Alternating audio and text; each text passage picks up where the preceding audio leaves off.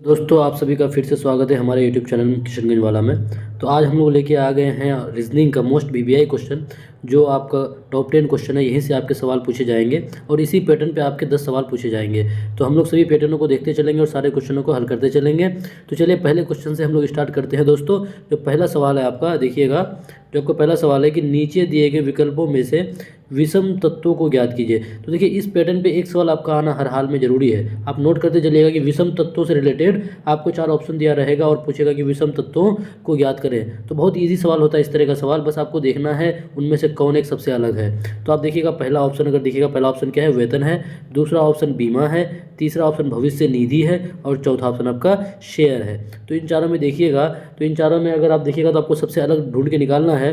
तो अगर देखिएगा बीमा, भविष्य निधि और शेयर, ये तीनों चीज़ें क्या करने का है, निवेश करने का है। इन सभी चीज़ों में क्या किया जाता है, निवेश किया जाता है। और जो आपको वेतन है, वेतन इसको कमाया जाता है। ये आपका जो सैलरी होता है उसको वेतन बोला जाता है। लेकिन आपका बीमा हुआ और आपका भविष्य निधि हुआ और शेयर हुआ, ये तीनों एक तरह का हो गया। और जो आपका वेतन है ये इन तीनों में से सबसे अलग है। तो यहाँ पे आपको क्या पूछा था कि सबसे अलग जो है उसको ढूंढ के निकालना था। तो यहाँ पे आंसर क्या हो जाएगा गाइज, ऑप्शन नंबर ए हो जाएगा इसका आंसर। चलते हैं फटाफट दूसरे सवाल में। सवाल आपका दूसरा क्या है आपके सामने में, देखिए इस तरह का भी सवाल आपका एक पूछना हर हाल में जरूरी है। हम लोग उसी पैटर्न पे सवाल लेके आए जो आपके एग्जाम में पूछे जाएंगे। तो चलिए सवाल नंबर 2 आपका क्या है कि दिए गए अक्षर श्रृंखला में प्रश्नवाचक चिन्ह के स्थान पर कौन सी अक्षर आएगी। जो यहाँ पे आपको क्वेश्चन मार्क दिया हुआ है, यहाँ पे क्वेश्चन मार्क, इस जगह में कौन सी अक्षर आएगी। तो पहले हम लोग देखेंगे किस पैटर्न पे दिया हुआ है, उस आधार पे हम लोग फिर निकाल लेंगे। तो पहले इसको उतारते हैं हम लोग गाइस। देखिए बी है, 15 है और आपका एफ है, ये एक हो गया। दूसरा आपका क्या है, डी है, 12 है और जे है, ये दूसरा हो गया।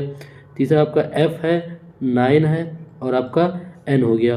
और चौथा अगर आप देखिएगा तो एच है, 6 है, आर है। इन सब में आप कॉमन अगर देखिएगा तो देखिए पहले हम लोग नंबर में देखते हैं। यहाँ पे 15 है, यहाँ पे कितना, इसके बीच में 12 है। उसके बाद यहाँ पे 12 है, यहाँ पे इसके बीच में कितना, 9 है गाइज। फिर यहाँ पे 9 से कितना, यहाँ पे 6 है।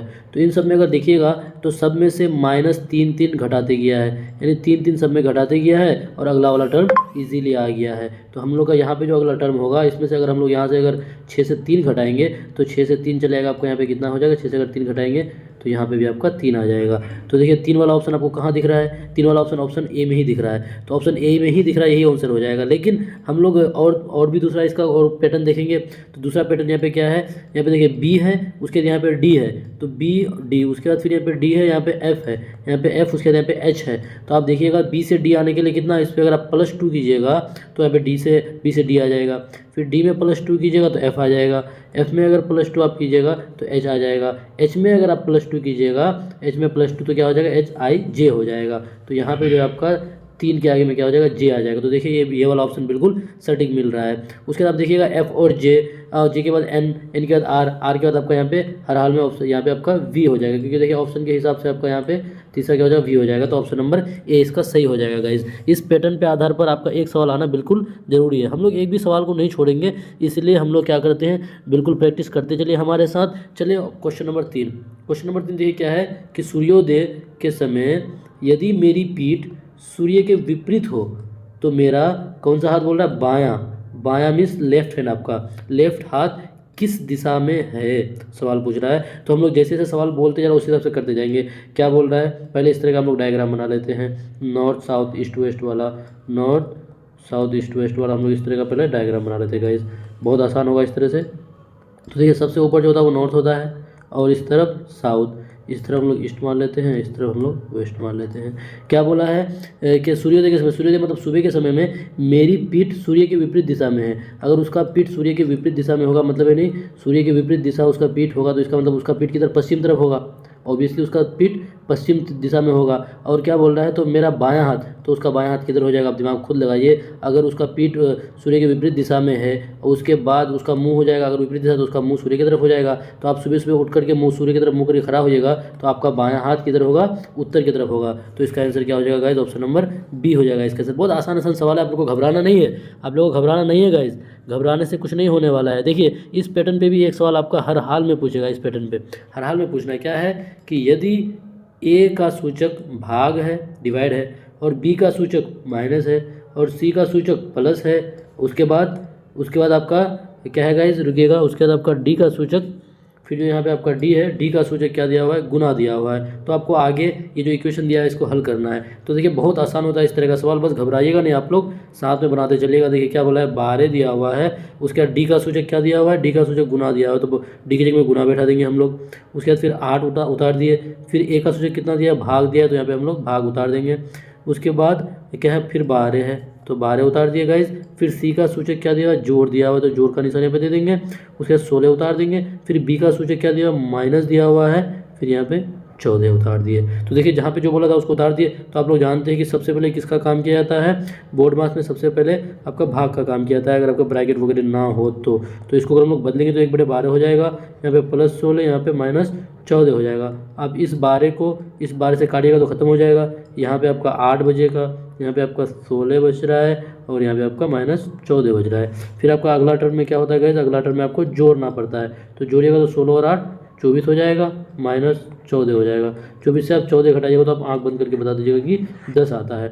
तो 10 ऑप्शन आपका कहाँ है, 10 ऑप्शन नंबर सी में है 10 आंसर। तो आपका यहाँ पे ऑप्शन क्या हो जाएगा, सी हो जाएगा। और इस पैटर्न में भी आपका एक सवाल आना हर हाल में लाजमी है। बस आप लोग इसी तरीके का जो भी हम लोग वीडियो डालते हैं उसको आप बनाते चलिए, और हर हाल में आपका एग्जाम इस बार करेक्ट होके रहेगा। क्वेश्चन नंबर 6 क्या बोला कि निम्नलिखित में से कौन सी संयुक्त संख्या है, निम्नलिखित में से कौन सी संयुक्त संख्या।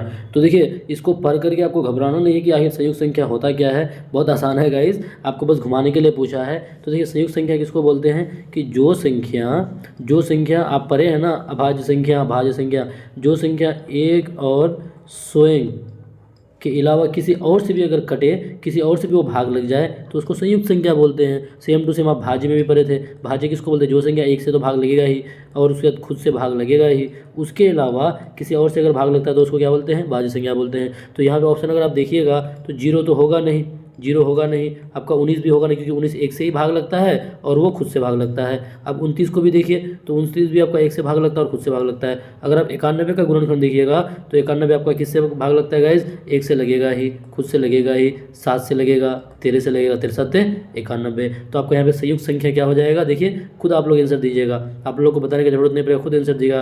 आंसर क्या हो जाएगा यहाँ पे 91 हो जाएगा। तो चलते हैं अगले सवाल में।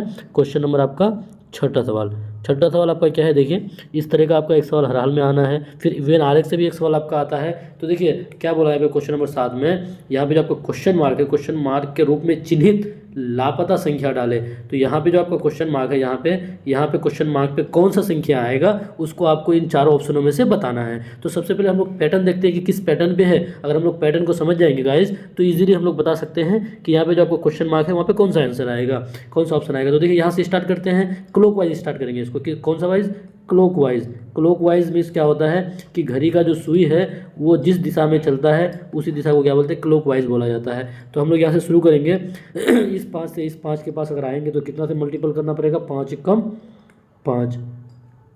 फिर इस 5 से इस 10 तक आने के लिए कितना से मल्टीपल, 5 दूनी 10। उसके बाद देखिए गाइज यहाँ पे जो 10 है, 10 से यहाँ पे 30 आने के लिए कितना से मल्टीपल करना है, 10 तिया 30। फिर इस 30 से इस 30 को फिर आपका कहाँ 120 आने के लिए कितना मल्टीपल किया है, 30 चौके 120। तो उसी तरह से आप देखिए सबसे पहले 1 से गुना, फिर 2 से गुना, फिर आपका यहाँ पे 3 से गुना, फिर यहाँ पे 4 से गुना। तो इसका मतलब अगला जो आपका टर्म है यहाँ पे 120, इसको किससे गुना करेंगे हम लोग, 5 से गुना करेंगे गाइज। तो जब 120 को 5 से गुना करेंगे तो कितना हो जाएगा, 12 5 60 हो जाएगा, और 1 0 आप बैठा दीजिए। आंसर क्या हो जाएगा इसका, 600 हो जाएगा। 600 किधर है आपका, 600 बिल्कुल यहाँ पे आपका ऑप्शन नंबर डी में है गाइज। बहुत आसान सवाल था, बस आप लोग घबराना नहीं है आप लोगों को। यहाँ पे आंसर क्या हो जाएगा, ऑप्शन नंबर डी हो जाएगा। चलिए अगले सवाल में, अगर आप लोगों को समझ में नहीं आया तो वीडियो को आप 2-3 बार देख लीजिएगा और आप लोग उसको खुद में समझ में आ जाएगा आप लोगों को। देखिए क्वेश्चन नंबर 8 फिर क्या है कि इस श्रृंखला को देखिए, इस श्रृंखला को चेन को आपको देखने वाला है। कौन सा चेन, तो यहाँ पे देखिए पहले आपका 2 दिया हुआ है, फिर 1 दिया हुआ, फिर 1/2, फिर 1/4। आगे यहाँ जो क्वेश्चन मार्क है यहाँ पे क्या होगा।